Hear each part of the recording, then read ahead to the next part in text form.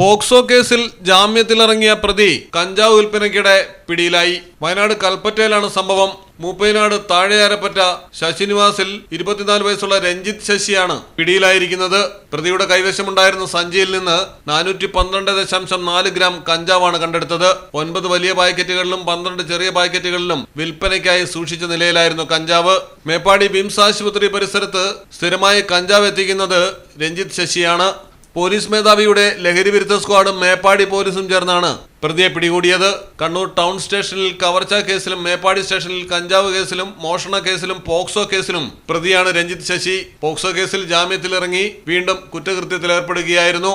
SI-മാരായ ഷറഫുദ്ദീൻ, വരുൺ അടങ്ങിയ സംഘമാണ് പ്രതിയെ പിടികൂടിയത്. മലയാളം ടെലിവിഷൻ, വയനാട്. എങ്ങനെയുണ്ട് സംഭവല്ലേ? പിന്നെ അല്ലാതെ നമ്മുടെ നാട്ടിൽ വേറെ എവിടെ ഉണ്ടാ ഇത്രയും ബ്രാൻഡഡ് കളക്ഷനുള്ള ഷോപ്പ്? ഈ കാര്യത്തിൽ നിങ്ങളുടെ സെലക്ഷൻ സൂപ്പറാ. Silvan tiles gallery, Valanchery, Puthanathani, Aluva, Palakkad, Edavanna and Pattambi.